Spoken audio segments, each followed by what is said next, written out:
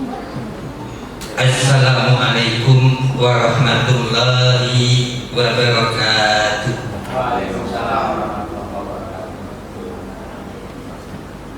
Alhamdulillah, kita panjatkan syukur kehadirat Allah Subhanahu wa taala atas nikmat, atas karunia yang memberikan kepada kita. Pada kesempatan pagi hari ini kita bisa bersama-sama di lab desain ini dalam rangka sosialisasi sekolah berintegritas dan penyuluhan anti korupsi.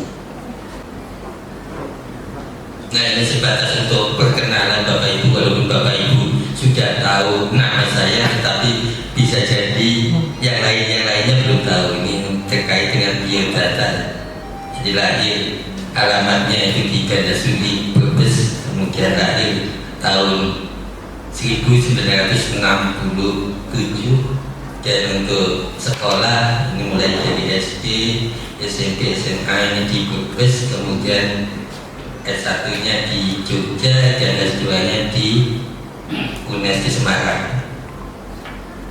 Ini sebatas untuk perkenalan awal. Kemudian yang berikutnya Bapak Ibu, nah yang berikutnya terkait dengan tujuan sosialisasi dan penyuluhan anti korupsi. Ini ada beberapa tujuan, diantaranya memahami sekolah berintegritas, kemudian memahami pengertian integritas, memahami nilai-nilai integritas atau nilai-nilai anti korupsi, kemudian mengetahui dasar hukum pemberantasan korupsi, memahami pengertian korupsi, dan seterusnya. Ada beberapa tujuan yang hari ini nanti mudah-mudahan setelah Bapak Ibu mengikuti kegiatan ini, tujuan ini bisa disampaikan, bisa tercapai semuanya. Monggo Bapak Ibu, ini saya sambil jalan-jalan. Ada yang secara sukarela Bapak Ibu?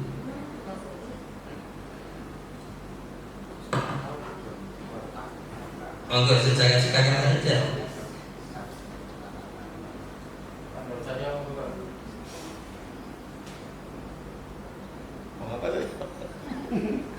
Pak Aminuddin kalau nggak ada yang sukarela kan biar lebih cepat gitu ya. Monggo Pak Aminuddin. Ya, baik Pak, terima kasih. Pendapat saya tentang hal ini, saya mengomentari yang undi masih di dunia pendidikan. Sebenarnya ini sekaligus saya bertanya Pak, apakah diambil dari ini ada nggak hal seperti itu? Contohnya begini Pak, dibenarkan nggak kalau ini kan saya melihat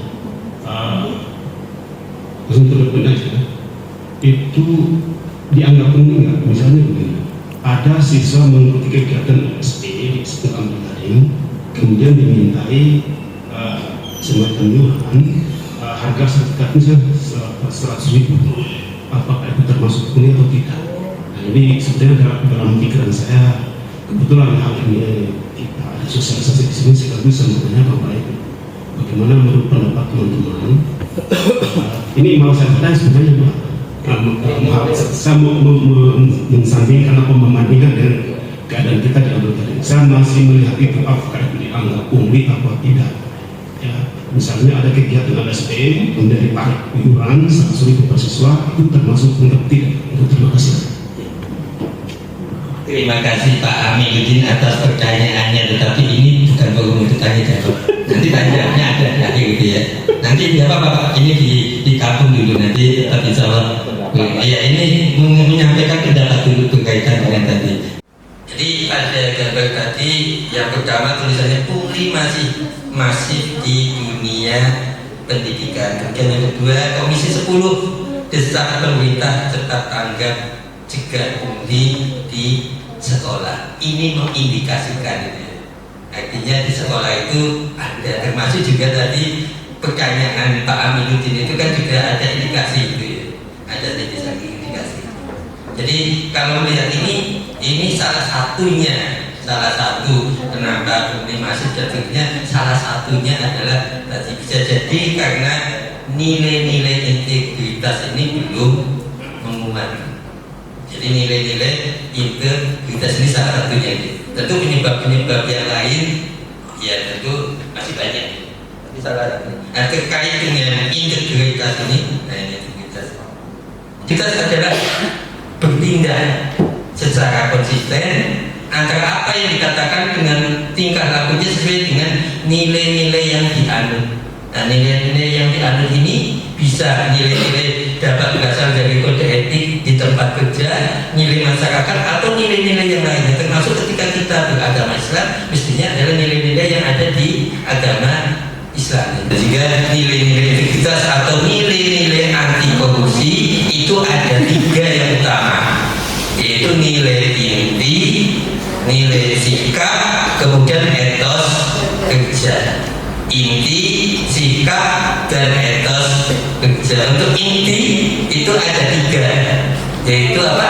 Yang pertama jujur, kemudian disiplin, dan tanggung jawab. Kemudian yang sikap ada 3 juga, yaitu adil, berani, dan peduli. Dan yang berikutnya terkait dengan etos kerja juga ada 3, kerja keras, mandiri, sederhana. Dan ke-9 nilai-nilai integritas atau nilai-nilai anti korupsi sebetulnya ini kan kalau di sekolah kita, bahkan semua sekolah ini kan sebenarnya nilai-nilai yang mesti dikuatkan pada siswa atau pada peserta didik. Nah, ketika kita berupaya untuk menguatkan nilai-nilai yang ada pada peserta tadi, nilai-nilai integritas ini atau nilai-nilai anti korupsi ini pada peserta didik, kita juga mestinya memberi contoh. Kemudian yang berikutnya terkait dengan tata kelola sekolah berintegritas. Nah, untuk tata kelola sekolah berintegritas itu ada indikator-indikatornya. Secara umum dibagi jadi 3 bagian terkait dengan kepala sekolah, kemudian guru, dan OSIS.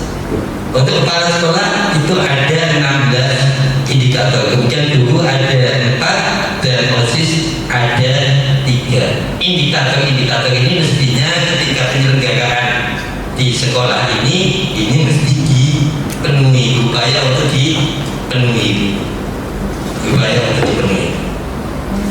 Kemudian yang berikutnya terkait dengan dasar hukum. Nah, yang berikutnya sudah masuk terkait dengan tadi sekolah penyuluhan anti korupsi.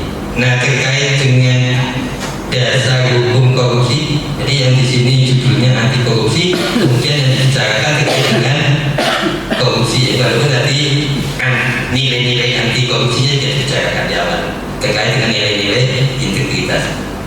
Yang berikutnya ini tujuan dari pemberantasan korupsi. Ada 3 hal yang ingin dicapai atau ketika kemudian Indonesia ini mestinya bebas dari korupsi. Di antaranya tadi pembangunan berjalan dengan lancar, pendidikan akan makin besar, pelayanan kesehatan akan berjalan dengan baik. Sesungguhnya ini mengacu pada tujuan dari bangsa Indonesia yang ada di pembukaan Undang-Undang Dasar 1945, yaitu diantaranya melindungi segenap bangsa dan seluruh tumpah darah Indonesia, melaksanakan ketertiban dunia dan berdasarkan kebijakan perdamaian abadi dan keadilan sosial, mencerdaskan kehidupan bangsa dan memajukan kesejahteraan umum. Ini terkait tujuan akhir dari pemberantasan korupsi. Kemudian korupsi sendiri itu sebenarnya apa ya? Ada beberapa pengertian korupsi.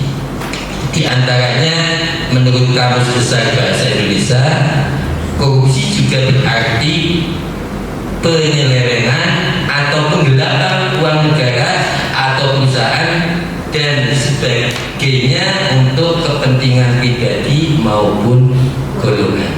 Kemudian kalau secara bahasa, korupsi ini berasal dari kata korup, kemudian yang artinya busuk, rusak, menggoyahkan, memutar balik, atau menyogok. Nah, bahasa Latin ini kemudian tadi menyebar menjadi bahasa Inggris, bahasa Prancis, termasuk juga bahasa Belanda, yaitu korupsi atau korupsi yang kemudian di bahasa Indonesia menjadi korupsi. Ini juga pengertian korupsi yang lain dari transparansi internasional, kemudian juga hukum di Indonesia menurut Undang-Undang Nomor 20 Tahun 2021 ada 30 delik tindak pidana korupsi yang kemudian dikategorikan menjadi 7 jenis. Ke-7 jenis itu diantaranya adalah kerugian keuangan negara, penyuapan, pemerasan, penggelapan dalam jabatan, kecurangan, benturan kepentingan dalam pengadaan barang dan jasa, serta gratifikasi. Juga terkait dengan penyeluruhan anti korupsi. Saya kira itu dari kami, tapi sebelumnya tadi monggo barangkali ada hal-hal yang perlu dikomunikasikan tadi di Pak Hamiduddin. Atas waktu yang diberikan. Yang pertama terkait dengan tata kelola sekolah. Pada komponen pertama itu kan kepala sekolah. Kemudian pada yang terakhir itu poin pengadaan barang dan jasa pada poin 16. Nah, ini hanya usulan Pak. Di tempat kami teknik mesin dan tata busana itu pompanya kebakar Pak. Jadi perlu diganti. Rupanya kurang aspek untuk bagian itu. Kalau di kepala sekolah yang langsung berpindah, langsung memberikan perintah itu, saya kira bisa langsung dilaksanakan betul, karena air fatal, sangat urgen bertindak. Termasuk Pak Sahid itu mau BAB harus bulan dulu kemarin. Yang kedua tentang integritas. Saya melihat pengertian integritas itu kalau nontek sama Pak di rumah, di dasar dharma pramuka, suci dalam pikiran, perkataan dan perbuatan. Kemudian nontek di pengertian keimanan. Jadi kalau saya lihat kayaknya kok kurang tepat itu Pak. Kemudian berikutnya tentang pengertian korupsi. Tadi di kamus besar bahasa Indonesia tidak dan sebagainya. Sebetulnya di undang-undang korupsi itu sudah jelas pengertiannya. Ada 3 poin. Yang pertama adalah dengan sengaja atau tidak sengaja melanggar aturan.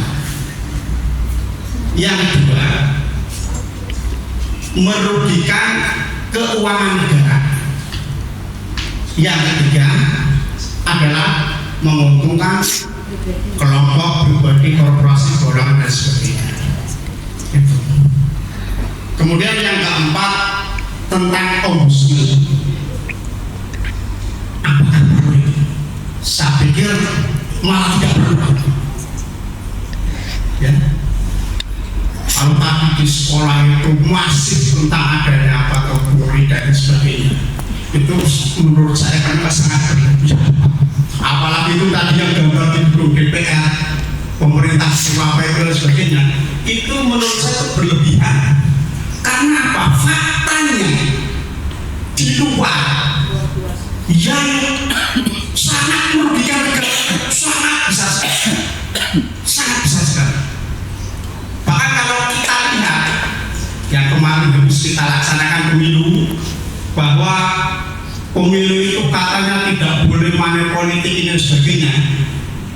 Kalau ditanya dari 514 kabupaten kota mana yang tidak money politik, artinya kalau disuruh menunjukkan yang benar saja itu sangat kesulitan.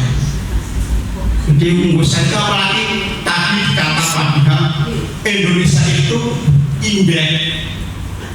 indeks korupsinya itu rendah.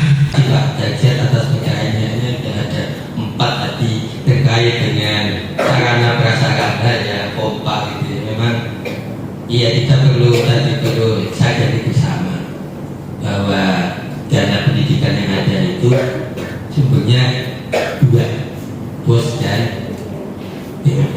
Yang kedua sumber itu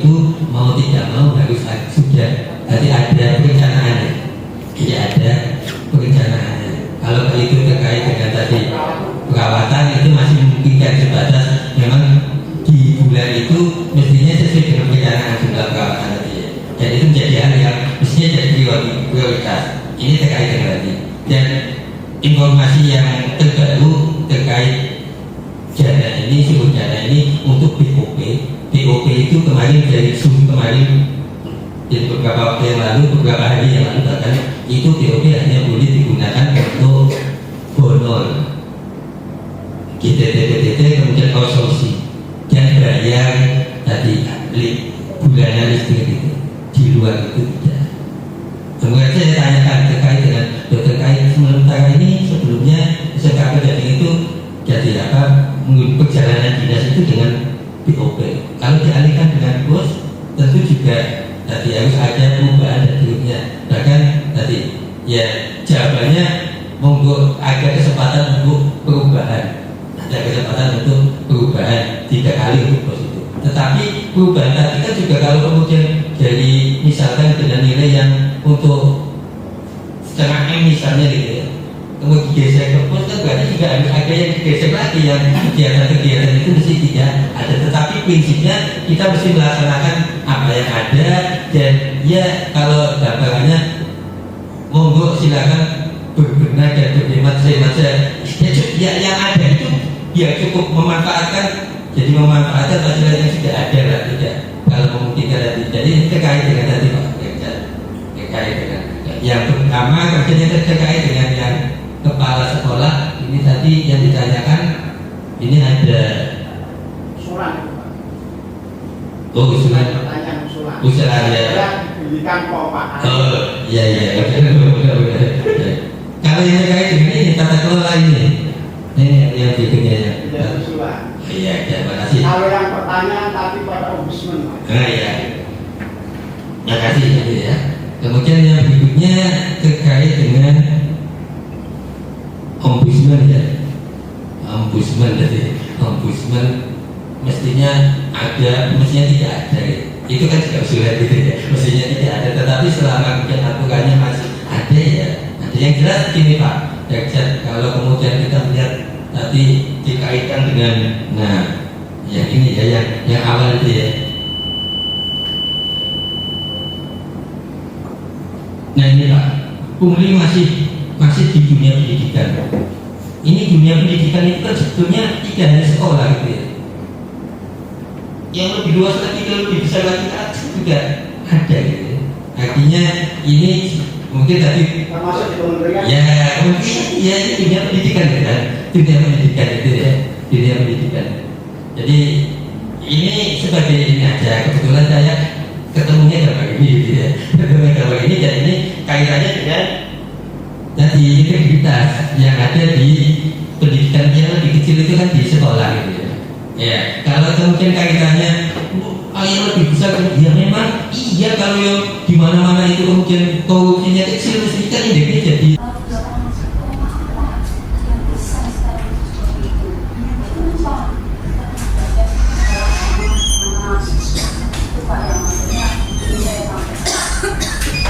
terima kasih Bu. Terkait dengan nilai ini saya dulu ngajak makan tetapi sehingga saya jarang memberikan tadi apa perbaikan ya.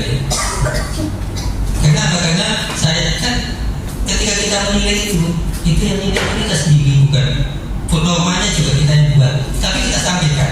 Misalkan katakanlah misalkan tadi di matematika misalkan batas minimalnya 60 gitu ya, 60 kemudian kebetulan soalnya 40 ya sudah saya buat nilai yang kemudian tadi kriterianya minimal 60 misalnya karena soalnya 40 betul 1 41 61 betul tidak ada yang betul 0 gitu ya, betul 1 40 betul 2 42 gitu. Tapi ini disampaikan awal siswa sehingga ketika dia terima 60 di atas ini berarti dia dapat nilai yang paling rendah. Demikian pula kalau dapat nilainya berkisar dari 8 kriterianya dari 80 sampai 100, kalau dia 80 dia nggak bakal nilainya hebat, itu nilai yang paling rendah. Jadi sebenarnya masih bisa tidak kita tidak ngatur nilai, kita buat tadi apa aturan penilaiannya, norma penilaiannya sehingga tidak semua yang tidak ada yang betul dengan yang betul separuh nanti jadi 75 semua itu jadi 85. Ini pengalaman itu, pengalaman. Mungkin terkait dengan yang lainnya. Itulah kenapa kemudian kalau banyak godaan terusnya, kenapa kemudian pendidikan ini jadi hal yang utama gitu ya, untuk bagaimana memperbaiki, menguatkan nilai-nilai integritas dalam hal ini adalah profil belajar Pancasila itu. Tahun ini cukup semuanya, insya Allah ini karena Pak Arif itu ini sudah berikan Arif juga. Kita tutup bersama untuk Pak Arif, kami kembalikan kepada Pak Arif, bagaimana Pak Arif? Enggak ada aja, nanti kita tunggu dengan sesama yang mengikuti proses. Sampai tanya jawab itu enggak. Terima kasih semuanya Bapak Ibu atas partisipasi dan ketiganya kami berikan pada Pak Arudi. Terima kasih kepada narasumber yang baru saja menyampaikan materinya. Karena acara sudah sampai pada nomor 4 yaitu penutup, marilah kita tutup acara ini dengan